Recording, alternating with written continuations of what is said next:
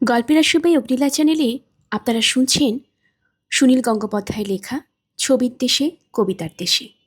আজ রয়েছে এর শেষ পর্ব। যেহেতু প্যারিস শহরের দ্রষ্টব্য স্থানগুলি আবার দেখার তেমন আগ্রহ নেই আমার, তাই এক এক দিন দুপুরে সাথী ও অন্যরা বেরিয়ে যায়। আমি বাড়িতে শুয়ে থাকি। অসীম রায়ের সংগ্রহে বইগুলি নাড়াচাড়া করি। অসীম রায়ের নেশা ফটোগ্রাফি। নিজে ভালো ছবি তোলে তো বটেই, অনেক ফটোগ্রাফির ম্যাগাজিনও বাড়িতে রাখে। তাছাড়া বাংলা ও ফরাসি ভাষায় কাব্য উপন্যাস আছে কিছু কিছু, ইংরেজি খুবই কম।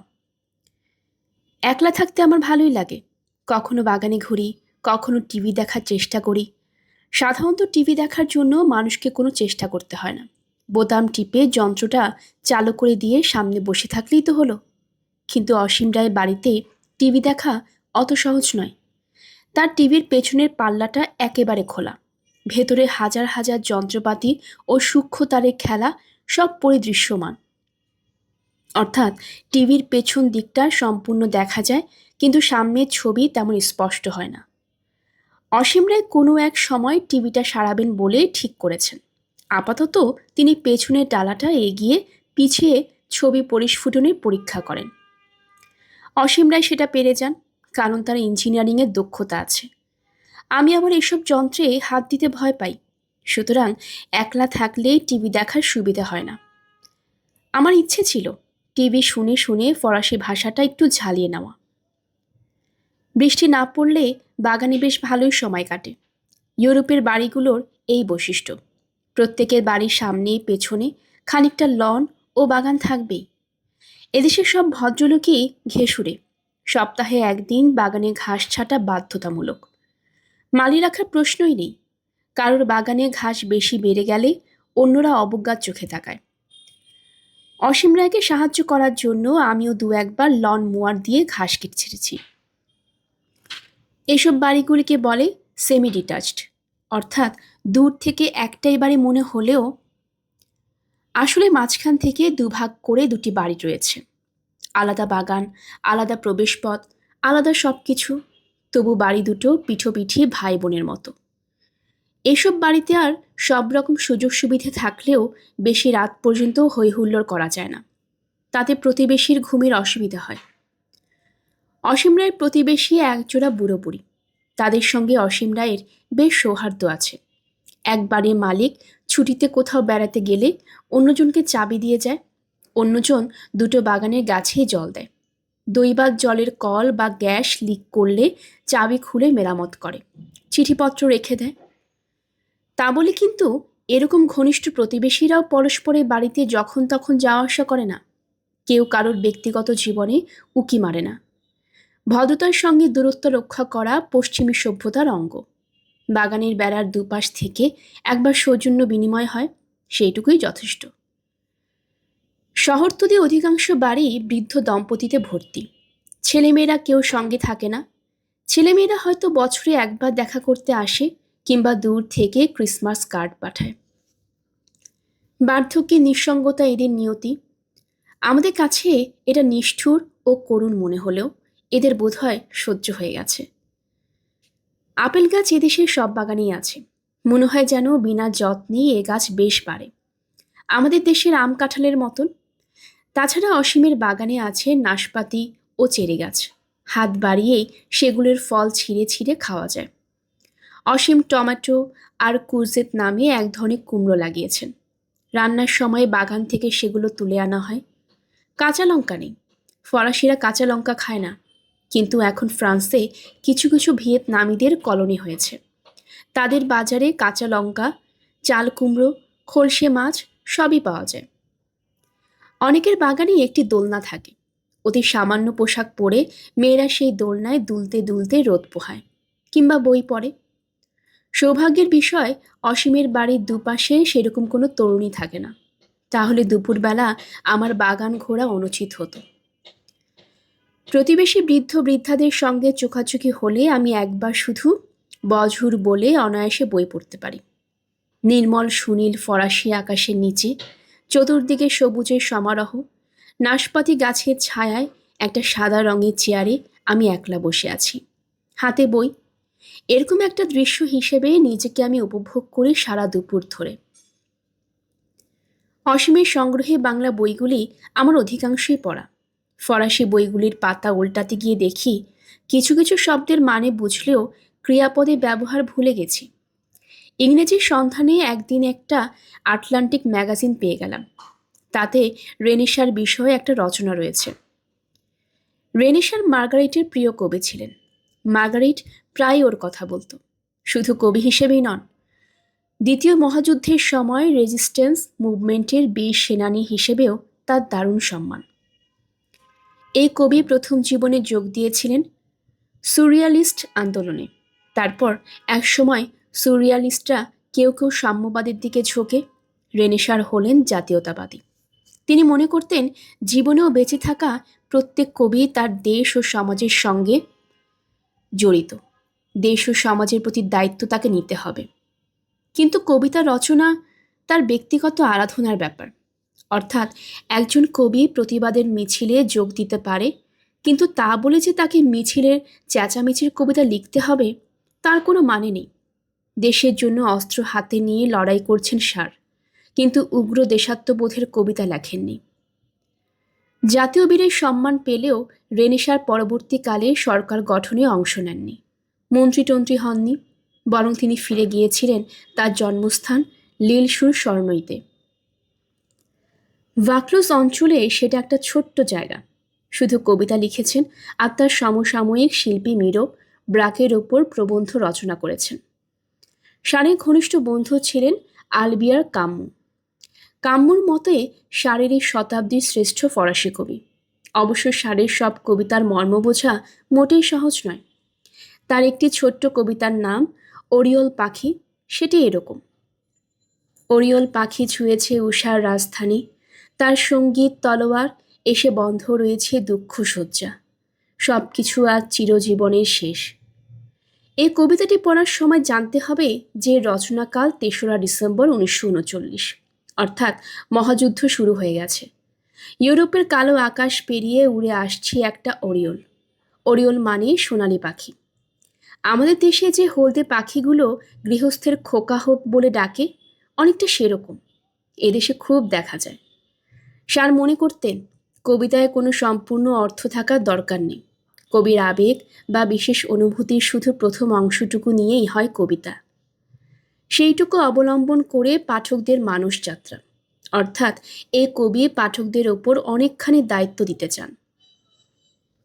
এই ছোট্ট কবিতাটি আমি মার্গারেটের মুখে বারবার আবৃত্তি শুনেছি। একবার তুষারপাতের সময় কয়েকটা মৃত পাখি দেখে। সারের একটি কবিতা আছে র্যাবোর ওপরে। কবিতাটির নাম তুমি ছেড়ে গিয়ে ভালোই করেছ আর তোর র্যাবো। ৫০ ও ৬০-এর দশকে র্যাবোর কবিতা হঠাৎ কলকাতায় বেশ জনপ্রিয় হয়ে উঠেছিল। র্যাবোর অতি নাটকীয় জীবনের সঙ্গে তার কবিতা মিলিয়ে বিশেষ একটি আকর্ষণ তৈরি হয়। মাত্র ১৮ বছরে এই বালকটি কবিতা লিখে হুলস্থুল ফেলে দেয় ফরাসি দেশে। তারপর হঠাৎই কবিতা লেখা একেবারে ছেড়ে দিয়ে চলে যায় আফ্রিকায়। তারপর থেকেই র্যাবো একটি লিজেন্ড। একাধিক বাঙালি র্যাবোর কবিতা অনুবাদ করেছেন। আমারও একসময় ইচ্ছে ছিল র্যাবোর একটি জীবনী লেখার। র্যাবো প্রসঙ্গে একটা মজার ঘটনা মনে পড়ল। ফরাসি উচ্চারণ নিয়ে নানা মুনি নানা মত। বাংলার র্যাবো নামটি দেখে অনুমান করা দুঃসাধ্য ওই নামের মূল ফরাসি রূপ। ফরাসিরা অক্ষরটিকে অনেক সময় রয়ের মতো উচ্চারণ করে। রেডিও হয়ে যায় রাদিও। রিমবার্ডকে আমি মার্গারিটা কণ্ঠে র্যাম্বো শুনেছি। একসময় আমি অন্য দেশে কবিতা নামে একটি অনুবাদের সিরিজ প্রকাশ করলাম। তাতে র্যাবোর বদলে লিখেছিলাম র্যাম্বো। আর যায় কোথায়, অনেকেই অবজ্ঞায় ওষ্ঠ ওলতাতে লাগলো আমি ফরাসি শব্দ উচ্চারণ জানি না বলে। আবার ফরাসি ভাষায় পণ্ডিত সৈয়দ মুস্তফা আলী দেশ পত্রিকায় পাতায় ধমক দিয়ে লিখলেন। আজকাল হয়েছে এই এক ধরনের অ্যাচুরে পাকা অল্প বিদ্যা ভয়ঙ্করী। র্যাবোর বদলে লিখেছে র্যাম্বো। এটা কোনো কবির নাম না ছাগলের ডাক তা বোঝাই যায় না। আমি আলী সাহেবের সঙ্গে দেখা করে বললাম, আপনি আমার ইয়ার্কিটা বুঝতে পারেননি। ফরাসি উচ্চারণ নিয়ে যারা বাড়াবাড়ি করে ওটা তাদের সম্পর্কে খানিকটা মজা করার জন্য। আমি তো কিছুই জানি না। আমাদের দেশে কজনই বা সঠিক ফরাসি জানে বলুন? আমরা নেপোলিয়ান কিংবা প্যারিস দেখলে চিনতে পারি, তার বদলে নেপোলিয় কিংবা প্যারি লেখার আছে কি? আলী সাহেব বললেন, না লিখলেও চলে। ইংরেজদের ধরনে ফরাসি উচ্চারণই লোকে বোঝে।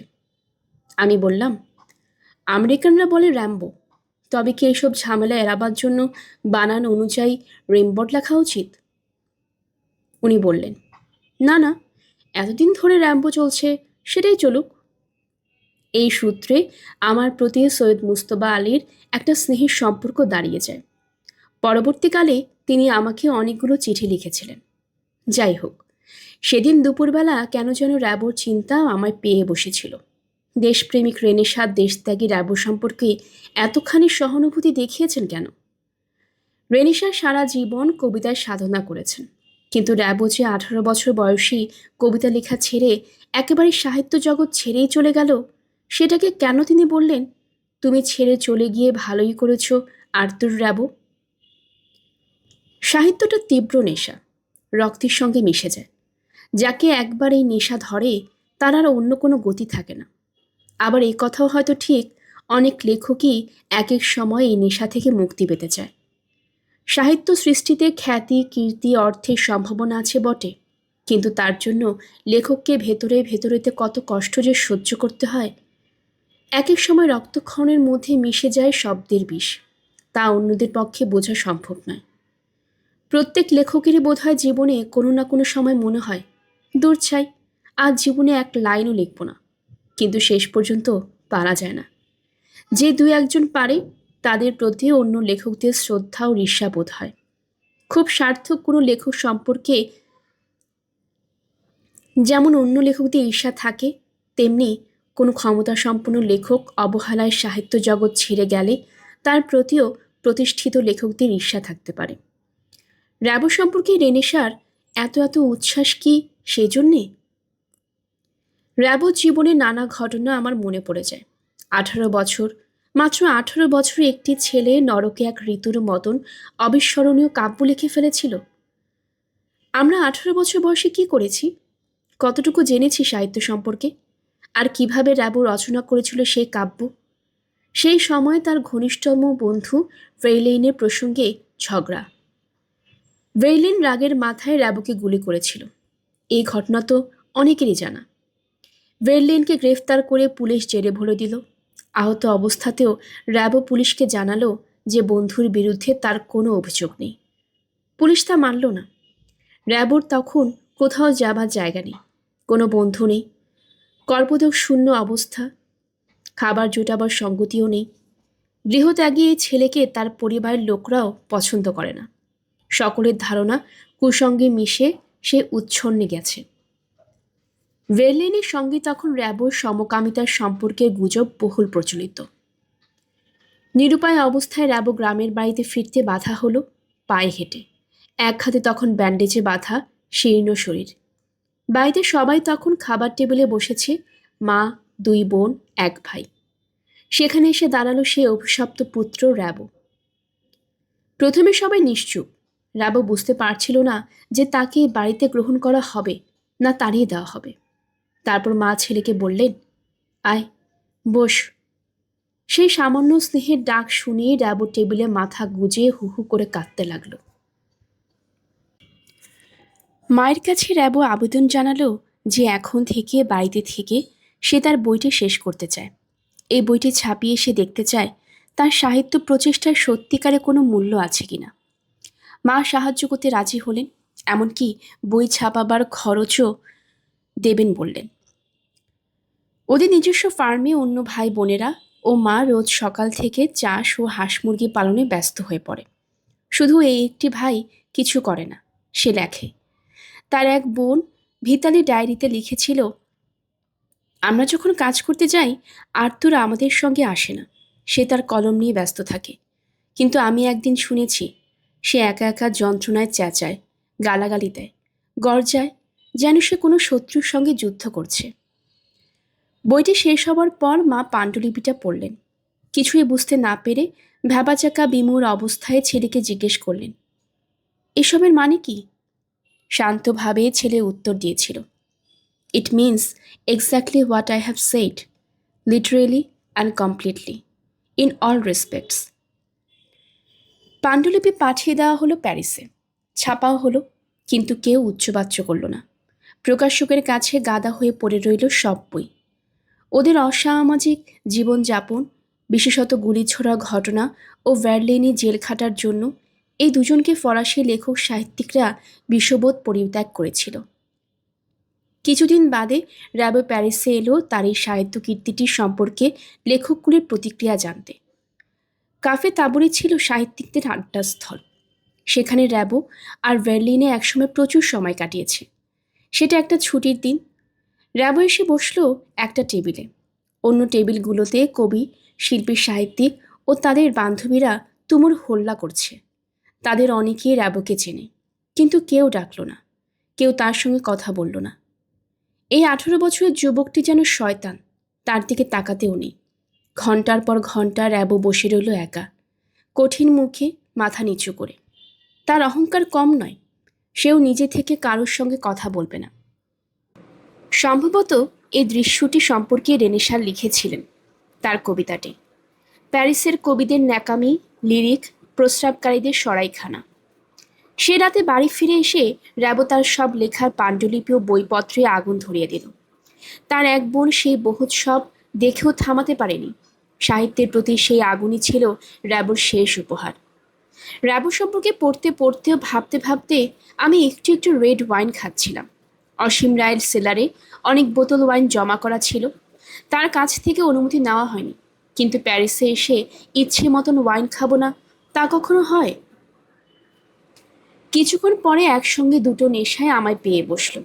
রেড ওয়াইনের নেশায় মাথাটা হালকা হয়ে গেল, আর 18 বছরের সেই দুরন্ত কিশোরটি যেন শতাব্দী পেরিয়ে এসে হাতছানি দিয়ে আমায় বলতে লাগলো, এসো এসো, চলে এসো, লেখা টেখা ছেড়ে দাও, কি হবে লেখে? কে তোমায় মাথায় দিব্যি দিয়েছে যে লিখতেই হবে? না লিখলে এই বিশ্ব সংসারে কোনো ক্ষতি হয় না। আরও অনেক ভালো ভালো লেখক আছেন, তোমার কিছু না লিখলেও চলবে। সত্যি সত্যি কাল যদি ঘোষণা করে দেই আর কখনো এক লাইনও লিখব না, তাহলে কেমন হয়? পাঠক পাঠিকারা অবশ্য মাথাও ঘামাবে না, কিন্তু চেনা শুনো বন্ধু বান্ধবদের মধ্যে একটা প্রতিক্রিয়া হবে নিশ্চয়ই। তাদের অবিশ্বাসের ওপর বিচ্ছুরিত হবে আমার অহংকার, না লেখার অহংকার। আগেও আমার একবার এরকম হয়েছিল। 25-26 বছর বয়সে কিছু একটা অভিমানে আমি ঠিক করেছিলাম জীবনে আর এক লাইনও কবিতা লিখব না। আমার সংগ্রহের সমস্ত কবিতার বই ও পত্রপত্রিকা আমি বিলিয়ে দিয়েছিলাম। প্রতিজ্ঞা করেছিলাম আর কখনো কবিতা জিনিসটার মুখ দর্শন করব না। সেবারে সে প্রতিজ্ঞা 27 দিনের বেশি রাখতে পারিনি। এবারে একাকী প্যারিসের প্রান্তে এক বাড়ির বাগানে বসে রোদ পোহাতে পোহাতে র্যাবোর প্রভাব আমাকে আবার অনুপ্রাণিত করে। যেন আমি মাথার টুপি তুলে বলছি, সাহিত্য জগৎ বিদায়। র্যাবো সাইপ্রাসে চলে গিয়ে বাড়িঘর বানাবার মিস্ত্রির কাজ নিয়েছিলেন। আমি সাঁওতাল পরগনায় কোনো মাঠ গুদামে কাজ নিতে পারি। আমাকে বিয়ে করার সময় সাথী বলেছিল, দরকার হলে ও আমার সঙ্গে বনের জঙ্গলে গিয়ে থাকতেও রাজি আছে। তাহলে তো আর কোনো অসুবিধেই নেই। একাধিক রেড ওয়ানের বোতল শেষ হয়ে গেল। সাথীরা ফিরল ঘোর সন্ধ্যেবেলা। তখনই ওদের কাছে কিছু ভাঙলাম না। নৈশহারের সময় আরও ওয়াইন পান হলো। তারপর হলো এক কাণ্ড। মাঝ রাত্রিরে আগুনের আঁচে ঘুম ভেঙে আমি লাফিয়ে উঠলাম। বিছানায় আগুন লেগে গেছে, কম্বল জ্বলছে, তোশক জ্বলছে। শুয়ে শুয়ে বই পড়ার সময় হঠাৎ আমার ঘুম এসে গিয়েছিল। হাতে ছিল জ্বলন্ত সিগারেট।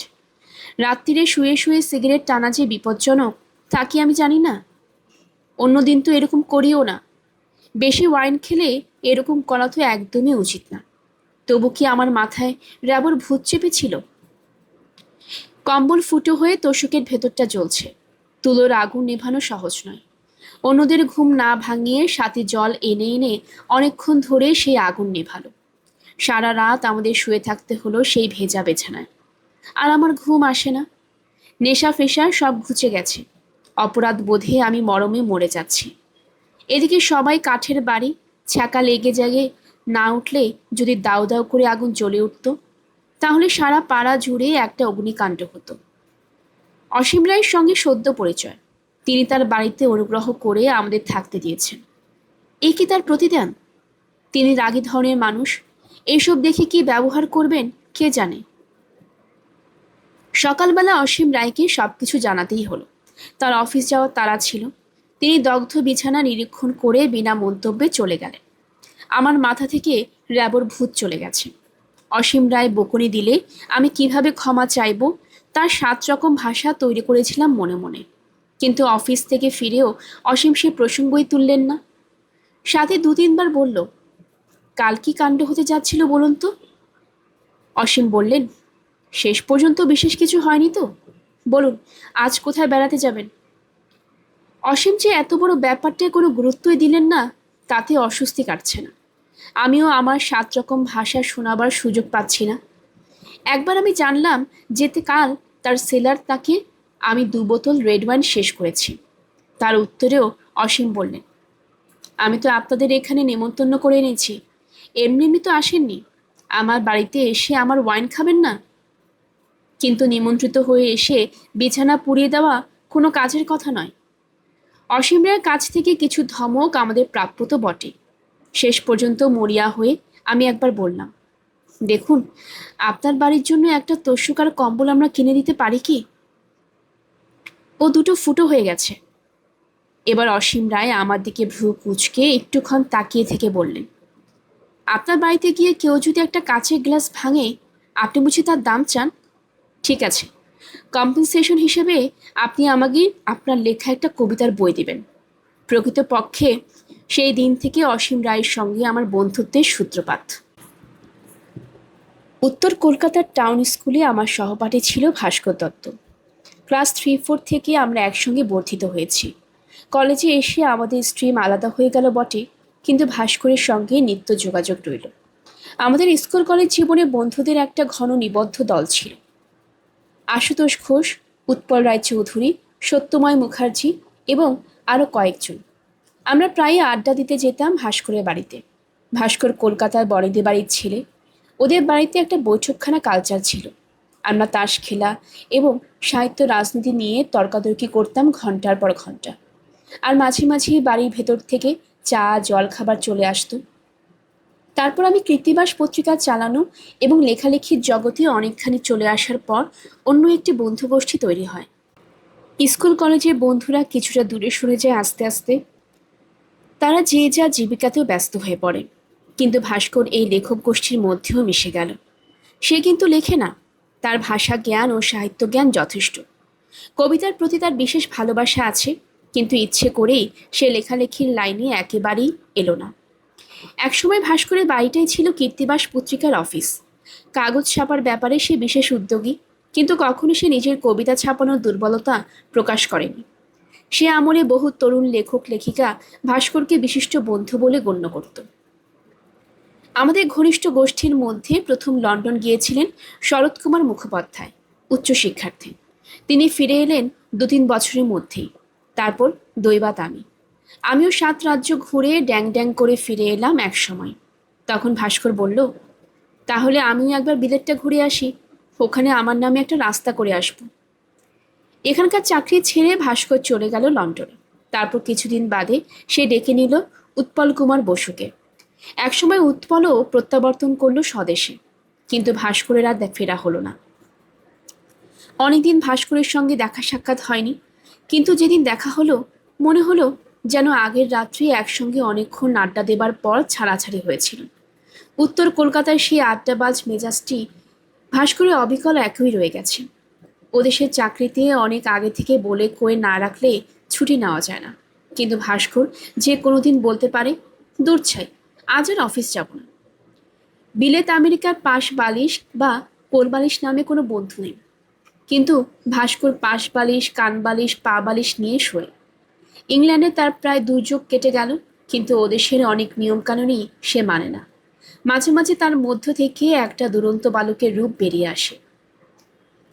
ভাস্করের স্ত্রীর নাম ভিক্টোরিয়া। নতুন কেউ দেখা করতে এসে হয়তো বাইরের ঘরে বসে গল্প করছে। ভাস্কর বলল, আমি ভিক্টোরিয়াকে ডাকছি।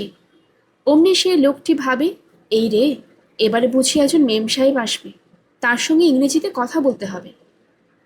আসলে ভিক্টোরিয়া খুবই বাঙালি এবং হুগলির মেয়ে। ফর্সা ফুটফুটে রং বলে তার ঠাকুমা দিদিমারা তাকে ছোটবেলায় আদর করে রানী ভিক্টোরিয়া বলে ডাকত। ভিক্টোরিয়া কখনো কিছু খুব রাগ করে বলতে গেলেও হেসে ফেলে, আর সেই জন্যই তার অবাধ্য স্বামীটি যা খুশি করার প্রশ্রয় পায়। ভিক্টোরিয়া নিজেও চাকরি করে, ভোরবেলা উঠে তাকে অফিসে যেতে হয়। তবু বাড়িতে কোনো অতিথি এলে সে অন্তত 10 রকম ব্যঞ্জন না খাইয়ে ছাড়ে না।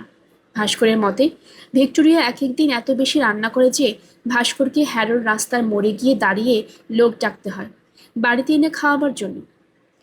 আমরা অবশ্য নিজেরাই দেখেছি ভাস্কর এক একদিন ভিক্টোরিয়াকে কিছু না জানিয়ে বাড়ি থেকে গোটা 30 লোক বাড়িতে খাওয়ায় নেমন্তন্ন করে আসে। প্যারিস থেকে লন্ডন এসে ভাস্করদের সঙ্গে হইচই করে কাটানো গেল কয়েকটা দিন। প্যারিসের অসীম রায়ের সঙ্গে ভাস্করের পরিচয় ছিল না, আমাদের সূত্রে যোগাযোগ হলো। তারপর থেকে বেশ কয়েক বছর প্যারিসে হলো আমাদের আড্ডার একটা কেন্দ্র। সেবার আমেরিকা ও কানাডার প্রচুর ঘোরাঘুরি করে দেশে ফিরে আসার কিছুদিন পরেই আমি সোভিয়েত ইউনিয়ন পরিদর্শনে একটা নেমন্তন্ন পেলাম। 80-র দশকে এসে হঠাৎ যেন বিশ্বের অনেকগুলো দেশের দরজা খুলে গেল আমার জন্য। কোনো রকম চেষ্টা করতে হয় না, বাড়ি ফিরে নানা রকম চিঠিপত্রের মধ্যে আচমকে এক একখানা বিদেশি আমন্ত্রণপত্র পেয়ে যাই। ভ্রমণ আমার নেশা। সাঁওতাল পরগনা, উড়িষ্যার জঙ্গল, আসামের পাহাড়ে যখন তখন বেড়াতে যেতে আমার যেমন ভালো লাগে, তেমনি পৃথিবীর যে কোনো অদেখা দেশের ডেক পেলেই আমি লাফিয়ে উঠি। একটা দেশে নেমন্তন্ন পেলে কাছাকাছি 2-3টে দেশ নিজের উদ্যোগে ঘুরে আসি। প্রবল শীত কিংবা চরম গ্রীষ্মেও আমি অকুতভয়। শূন্যের নিচে 40 ডিগ্রি ঠান্ডার জায়গাতেও আমি গেছি।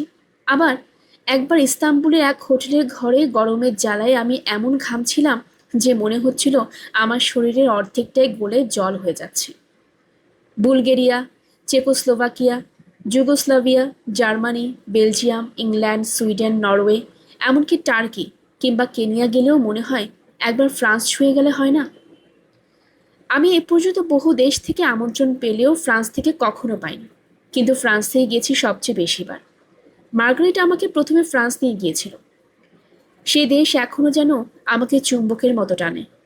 রাশিয়া যাওয়ার সময় ভাবলাম ওদের টিকিটের সঙ্গে সামান্য কিছু জুড়ে দিলেই তো ফ্রান্স ঘুরে আসা যায়। অসীম রায়ের সঙ্গে এর মধ্যে আমার আপনি থেকে তুমি সম্পর্ক স্থাপিত হয়েছে।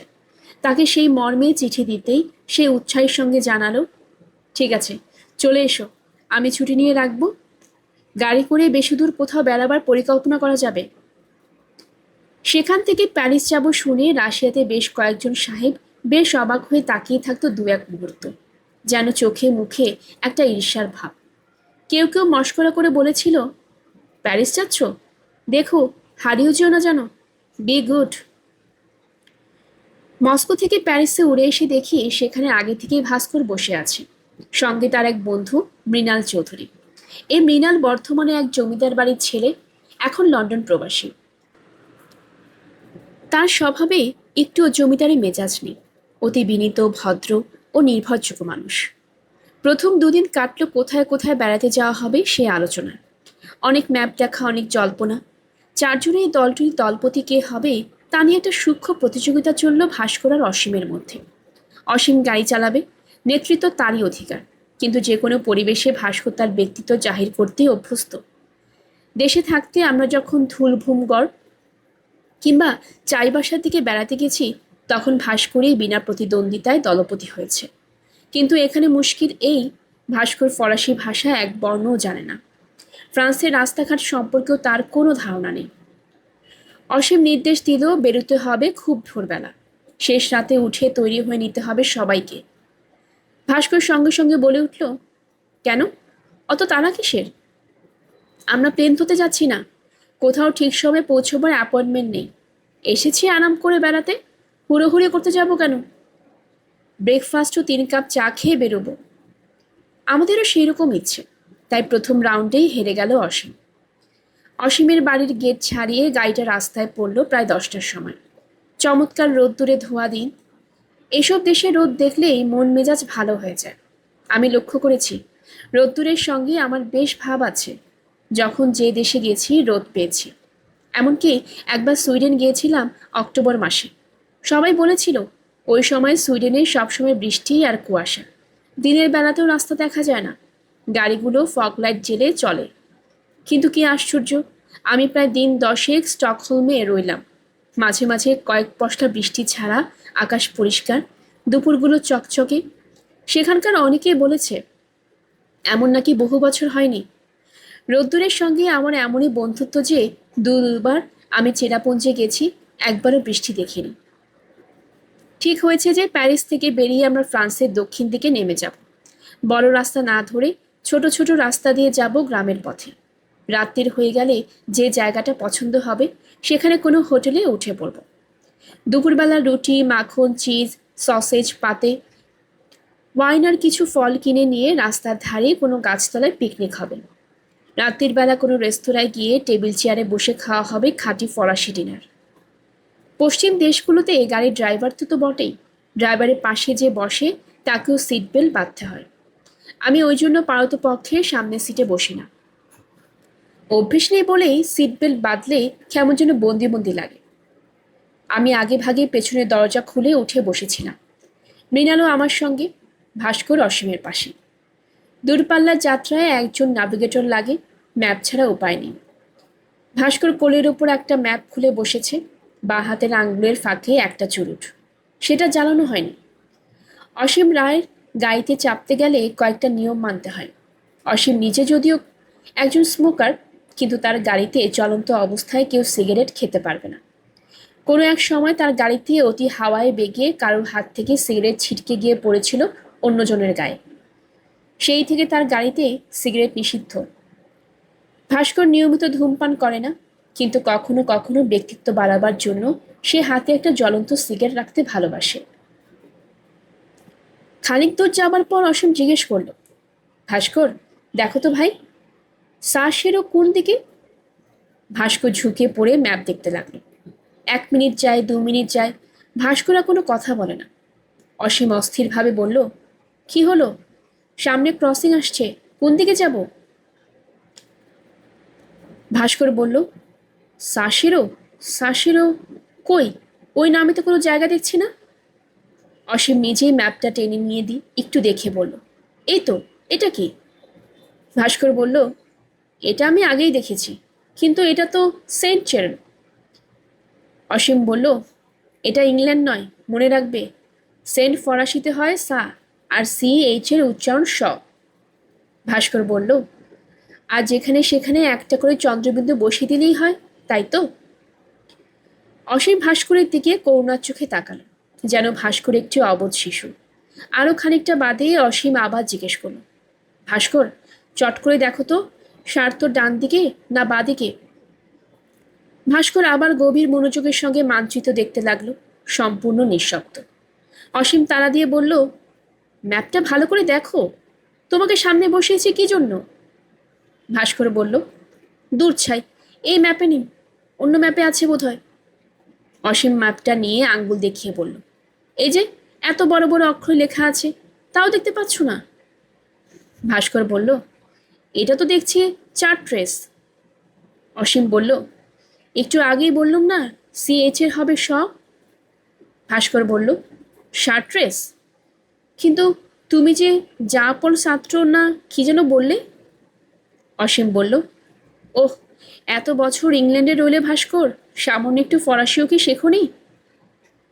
ভাস্কর উষ্মার সঙ্গে বলল, কি দুঃখে শিখতে যাব, এদেশে স্ট্রিট সাইনের কোনো মাথা মুন্ডু নেই, আগে থেকে কিছু বোঝা যায় না। এদেশের উচিত ইংল্যান্ডে গিয়ে শিখে আসা। আমাদের ওখানে যে কোনো মোড়ের 10 মাইল আগে থেকে সব রাস্তা দেখিয়ে দেয়, চোখ বুঝে গাড়ি চালানো যায়। আর এদেশের ড্রাইভারগুলো তো দেখছি গারলের মতো গাড়ি চালায়, কেউ কাউকে রাস্তা ছাড়ে না। অসীম এ কথা একটু রাগ না করে হু হু করে হেসে উঠে আমাদের দিকে তাকিয়ে বলল, ভাস্করকে খুব জব্দ করা গেছে, হ্যাঁ? এখানে গাড়ি থামিয়ে একটা বিড়ি খেয়ে নেওয়া যাক। গাড়ি থামতেই ভাস্কর দরজা খুলে বলল, আমি পেছনে বসবো, মৃণাল নেভিগেটর হতে পারবে। পেছনের সিটে আসা মানে নেতৃত্ব পদ থেকে ভাস্করের পতন। আধ ঘন্টা মনমরা হয়ে রইল ভাস্কর, তারপর হঠাৎই আবার চাঙ্গা হয়ে উঠল তার ব্যক্তিত্ব। বাইরের দিকে কিছুক্ষণ তাকিয়ে থেকে ভাস্কর বলল, বাহ, এই জায়গাটা বেশ সুন্দর তো, দারুণ সবুজ। অসীম, আমরা এখানেও কোথাও থেমে দুপুরে খাবার খাবো। অসীম বলল, আরেকটু এগিয়ে যাই, সামনে আরো ভালো জায়গা পাওয়া যাবে। ভাস্কর বলল, এই জায়গাটা আমার খুব পছন্দ হয়েছে, এখানে গাড়ি থামাও। ওই তো সামনে একটা খাবার দাবারের দোকান আছে, দেখতে পাচ্ছ না? খানিকক্ষণ তর্ক বিতর্কের পর অসীমকে মেনে নিতেই হলো, ভাস্করের জয় হলো। জায়গাটা খুবই নিরিবিলি ও সুন্দর। একটু দূরে মাঝারি ধরনের একটা সুপার মার্কেট, পাশে একটা পেট্রোল পাম্প, পথে একটা জলাশয় দেখে এসেছি। এখান থেকে জিনিসপত্র কিনে নিয়ে গিয়ে আমি সেই জলাশয়ের ধারে পিকনিক বসব। বাজার করা ভার ভাস্কর আর মৃণালের ওপর। ওরা চলে গেল দোকানে। অসীম পেট্রোল পাম্পে গেল কিছু একটা দেখাতে। দলের মধ্যে আমি বলতে গেলে নিষ্কর্মা। এক প্যাকেট সিগারেট কেনার জন্য একটা কাফের দিকে এগিয়ে যেতে গিয়েও আমি রাস্তার ধারে জায়গাটার নাম দেখে থমকে দাঁড়ালাম। জায়গাটার নাম লুতা। লুতা, এই নাম যে আমার খুব চেনা। এই নামে কি একাধিক জায়গা থাকতে পারে? আরেকটা বড় রোড সাইনে দেখলাম এই জেলার নাম পোয়াতিয়ে। আমার মাথায় ঝিমঝিম করে উঠল। পোয়াতিয়ে জেলার লুদা, এটাই তো মার্গারিটের গ্রাম। কি অদ্ভুত যোগাযোগ! এই লুদাতেই আমাদের গাড়ি থামলো। সুপার মার্কেটের সামনে কিছু নারী পুরুষ যাতায়াত করছে। ওদের মধ্যে মার্গারিট থাকতে পারে না? একজন মহিলা দোকান থেকে বেরিয়ে এসে গায়ে দরজা খুলছেন। অনেকটা মার্গারিটের মতনই তো দেখতে। এখানে হঠাৎ মার্গারিটের দেখা পাওয়া একেবারেই কি অসম্ভব? পল এঙ্গেল দ্বিতীয়বার যখন কলকাতায় এসেছিলেন, তখন তিনি মার্গারিটের পুরো খবর প্রথম কিছুতেই বলতে চাননি। একদিন আমি পল এঙ্গেলকে গোলপার্কের রামকৃষ্ণ মিশন ইনস্টিটিউট অফ কালচারে একটা বাংলা সিনেমা দেখাতে নিয়ে গিয়েছিলাম। সত্যজিৎ রায়ের প্রতিদ্বন্দ্বী। ইংরেজি সাবটাইটেল ছিল, কিন্তু এমনই অদৃষ্ট, কিছুতেই সেই ফিল্মটা পুরো দেখানো গেল না। তখন কলকাতার শহরে লোডশেডিং নামে ব্যাপারটা সবে মোর্শিপাট্টা গেড়ে বসেছে। সিনেমা দেখতে দেখতে 3বার আলো নিভল ও জ্বলল। তারপর মাঝামাঝি জায়গায় এসে পুরোপুরি অন্ধকার হয়ে গেল। সেখান থেকে বেরিয়ে ঘুটঘুটে কালো রাস্তা দিয়ে আমরা হাঁটছিলাম গড়িয়াহাট ব্রিজের দিকে। একসময় আমি ওর হাত চেপে ধরে বললাম, পল, সত্যি করে বলো তো, মার্গারিটের কি হয়েছে? যতই মর্মান্তিক হোক, আমি শুনতে চাই, তুমি বলো। পল এঙ্গেল তবু খানিকটা দ্বিধা করে বললেন, আমি ঠিক জানি না, যতটা শুনেছি খুবই দুঃখের ব্যাপার। তুমি তো জানো মেয়েটি কত সরল ছিল। একদিন সন্ধেবেলায় সে কোনো একটা নির্জন রাস্তা দিয়ে হেঁটে যাচ্ছিল।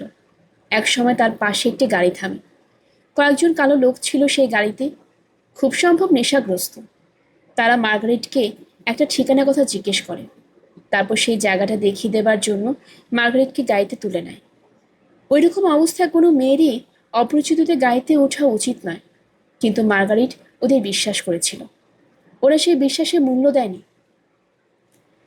আমি প্রায় নিঃশ্বাস বন্ধ করে জিজ্ঞেস করেছিলাম, তারপর? পল এঙ্গেল বলেছিলেন, তারপর আর কিছু নেই। সেই থেকে মার্গারেট অদৃশ্য হয়ে যায়। ওই লোকগুলি খুব সম্ভবত মেয়েটিকে।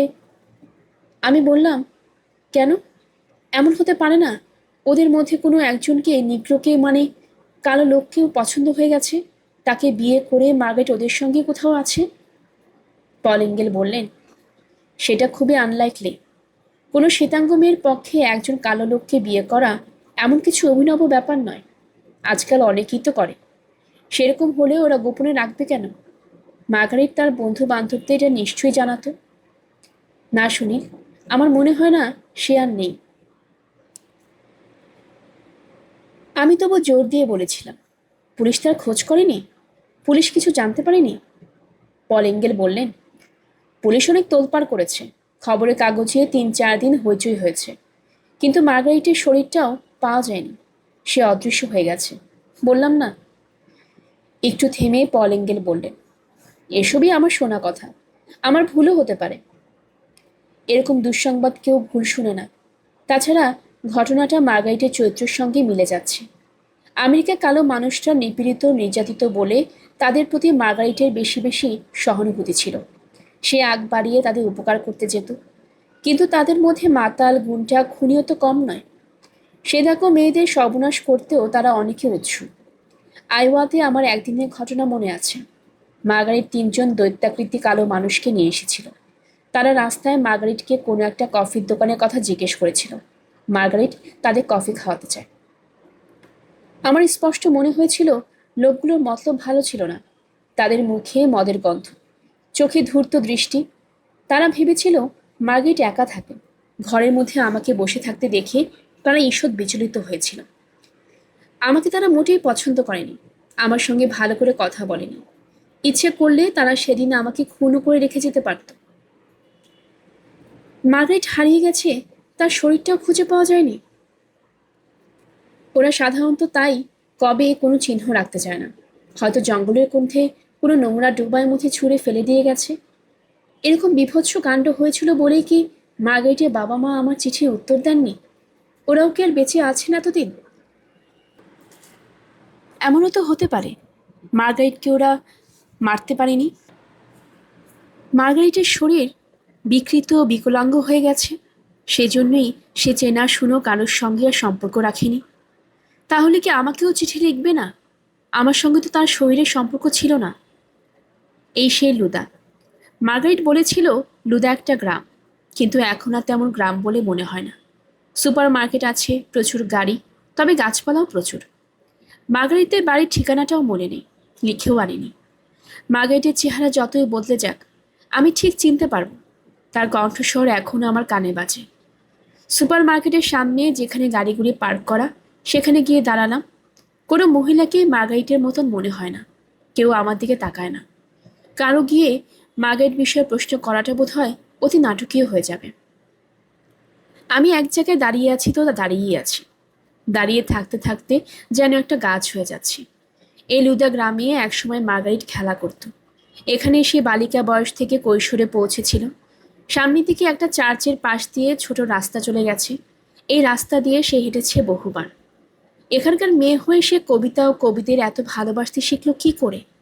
সবসময় সে একটা শিল্পের ঘোরের মধ্যে থাকতো, বাস্তব জ্ঞান ছিল না একেবারে। এরকম একটা নিষ্পাপ মেয়েকে এই পৃথিবী বাঁচতে দিল না। সত্যি মার্গারেট একেবারে হারিয়ে গেছে, এটা কিছুতেই বিশ্বাস করতে ইচ্ছে করে না। তার শরীরটা আজও খুঁজে পাওয়া যায়নি। এখানে অন্য যেসব তরুণীদের দেখেছি, তারা কেমন যেন সদা ব্যস্ত, সংসারী ধরনের। কেউ কেউ বেশ রূপসী, কিন্তু কাউকে মার্গারেটের মতন কাব্য পাগল মনে হয় না। হঠাৎ কোনো গাড়ির আড়াল থেকে মার্গারেট এসে আমার সামনে দাঁড়ালো। মেঘলা রাতের জ্যোৎস্নার মতন হাসলো। পৃথিবীতে এমন মিরাকল কি ঘটতে পারে না? পেছন থেকে ভাস্কর এসে একটা ঝাঁকুনি দিয়ে আমার ঘোর ভাঙালো। ভাস্কর মার্গারেটের প্রসঙ্গ কিছুটা জানত। অসীমকে সংক্ষেপে জানালাম। ভাস্কর বলল, ওদের পদবি ছিল ম্যাথিউ। চলো, লোকদের জিজ্ঞেস করে ম্যাথিউদের বাড়িতে একবার খোঁজ নেওয়া যাক। অসীমের ঘোর বিরুদ্ধে 20 বছর পরে কোনো মহিলা খোঁজ করতে হঠাৎ তাদের কোনো ক্রমে বাড়িতে যাওয়া যায় না। অসীমের দৃঢ় ধারণা সেই মেয়েটি বেঁচে থাকতে পারে না। যদি সে বেঁচেও থাকে, তাহলে এতগুলো বছর সে যখন কোনো যোগাযোগ রাখেনি, তখন জোর করে তার সন্ধান করতে যাওয়াও অসভ্যতা। ভাস্কর তবু বলল, মেয়েটার বাড়ি অন্তত দেখে আসতে দোষ কি? ভাস্কর এগিয়ে গিয়ে একজন বৃদ্ধ লোককে জিজ্ঞেস করল, এখানে ম্যাথিউ পরিবারের বাড়িটা কোন দিকে বলতে পারেন? বৃদ্ধটি সাদা চোখে তাকিয়ে রইলেন। ভাস্কর ইংরেজি এক বর্ণ বুঝতে পারেন। অসীম বলল, এটা কি একটা পশ্চিমবাংলা গণ্ডগ্রাম? ঠিকানা ছাড়া বাড়ি খোঁজা যায়? ভাস্কর তবু ছাড়বে না। পেট্রোল পাম্পে গিয়ে টেলিফোন গাইড দেখল। লুদা একটা গ্রাম হলেও এখানে প্রত্যেক বাড়িতে ফোন আছে। গাইডে দেখা গেল ম্যাথিউ নামে 10-11 জন, তাদের বিভিন্ন ঠিকানা। অসীম বলল, এখন কি এদের প্রত্যেকের বাড়ি ঘুরে ঘুরে একটি মেয়ের খোঁজ করা যায়? বিশেষত মেয়েটি যদি বহুকাল আগে হারিয়ে গিয়ে থাকে। আমার দিকে তাকিয়ে অসীম বলল, মার্গারেট হঠাৎ তোমাকে চিঠি লেখা বন্ধ করেছিল, এটা অস্বাভাবিক। অন্তত ক্রিসমাস কার্ড পাঠাতোই। নিশ্চয়ই এমন কিছু ঘটেছে। আমি চুপ করে রইলাম। যদি ঠিকানা খুঁজে পাওয়াও যায়, তবু মার্গারেটের বাবা মায়ের সামনে গিয়ে দাঁড়াতে আমার মন সায় দিচ্ছিল না। অসীম জোর দিয়ে বলল, আমরা এখানে খাবো না। এখানে বসে থাকলে সুনীলের আরও মন খারাপ হবে। চলো ভাস্কর, আমরা আরও এগিয়ে যাই। আপনারা শুনছিলেন সুনীল গঙ্গোপাধ্যায়ের লেখা ছবির দেশে কবিতার দেশে। এই গল্পটির কিছু অংশ আপনাদের পড়ে শোনানো হলো। আপনাদের কাছে কেমন লেগেছে অবশ্যই কমেন্ট করে জানাবেন। নতুন যারা আছেন আমার এই চ্যানেলটি সাবস্ক্রাইব করে দিবেন, আশেপাশে সবাইকে জানিয়ে দেবেন। পরবর্তীতে কোনো একটা নতুন গল্প নিয়ে আবার হাজির হব। সবাই ভালো থাকবেন ততদিন। ধন্যবাদ।